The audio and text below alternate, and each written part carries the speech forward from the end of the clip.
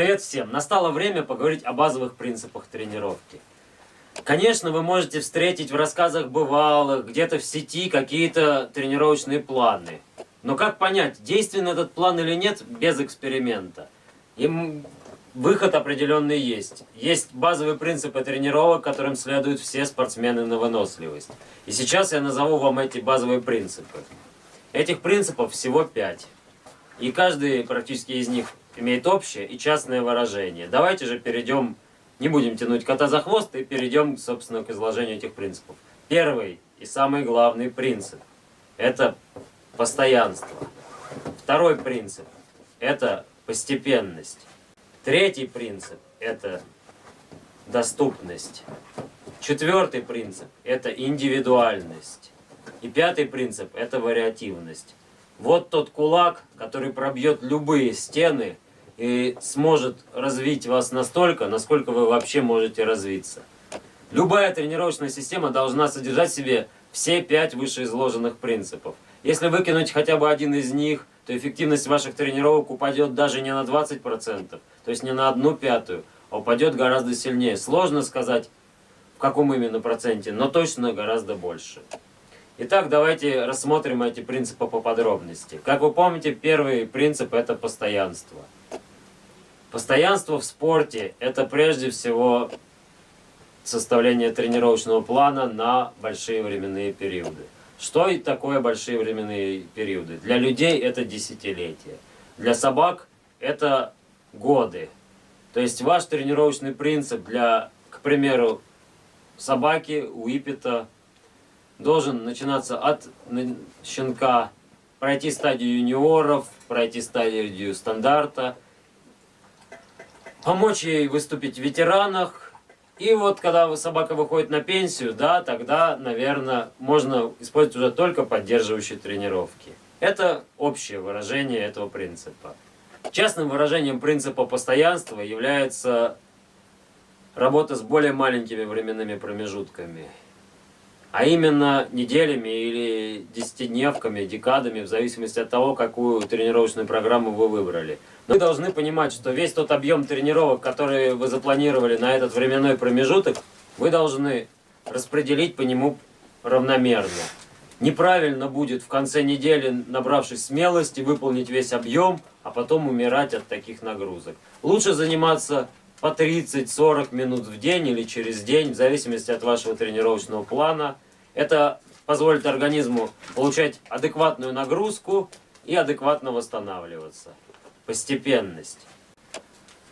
Здесь все очень просто. Как вы знаете, не может человек, например, сходу, если он не уникум какой-то, пробежать 40 километров.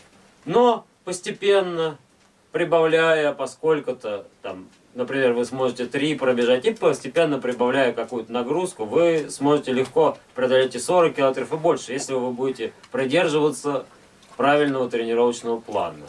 Наращивать нагрузку можно не более чем на 10-20% в месяц.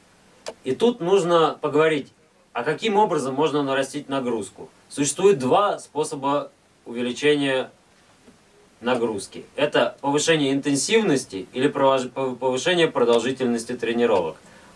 То есть, о чем здесь говорится? Интенсивность – это прежде всего темп, либо более сложный рельеф, либо более сложные погодные условия.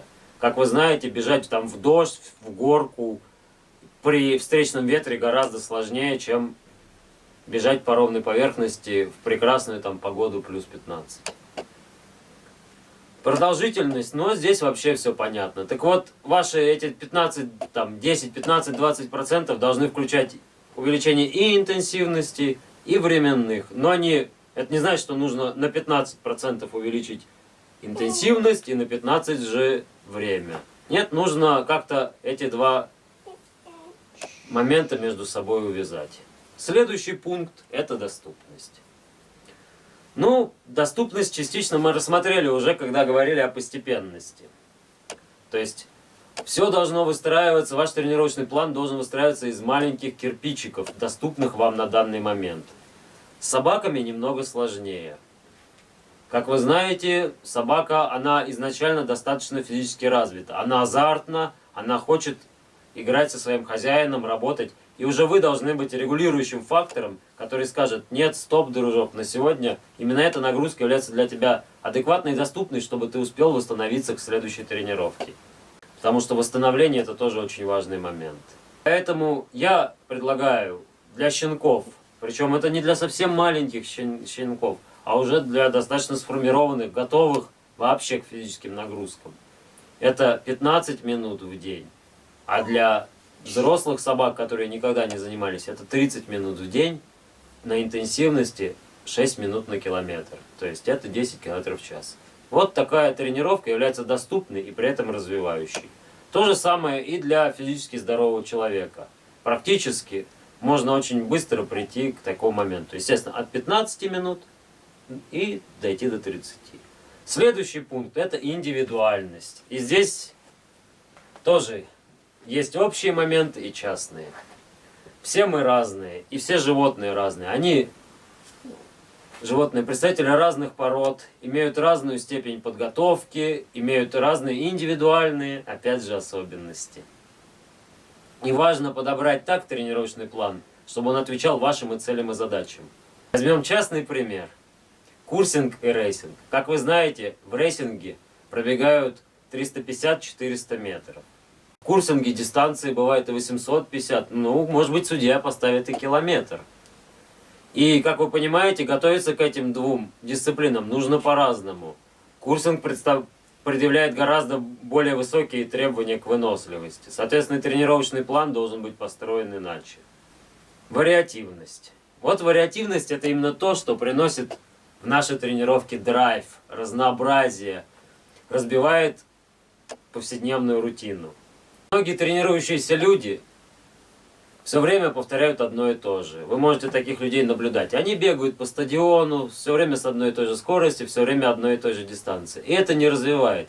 Для того, чтобы развивать себя, нужно подвергать свой организм определенному стрессу, чтобы запустить механизмы сверхадаптации.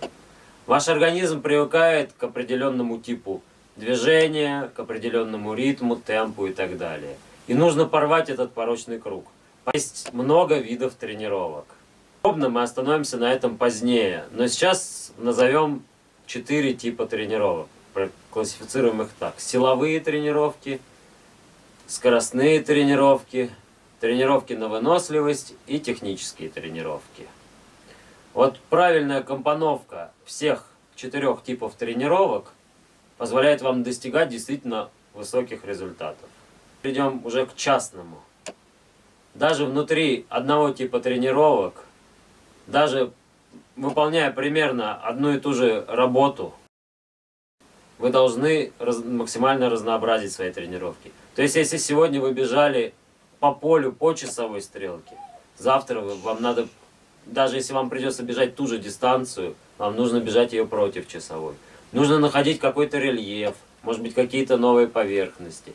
Нужно постоянно искать и импровизировать, играть со своей собакой, раздувать всю эту скуку вот такими вот, то, что повседневно. Потому что мы говорили, что тренировки будут длиться годами, и нужно вот как-то найти эту грань, чтобы тренировка всегда была приключением. Это то, что я хотел рассказать вам о базовых принципах тренировок. Постоянно проверяйте те тренировочные планы, которые вам предлагают, на наличие всех этих 5 пунктов. В дальнейшем мы поговорим о различных типах тренировок. Спасибо за внимание, всем пока.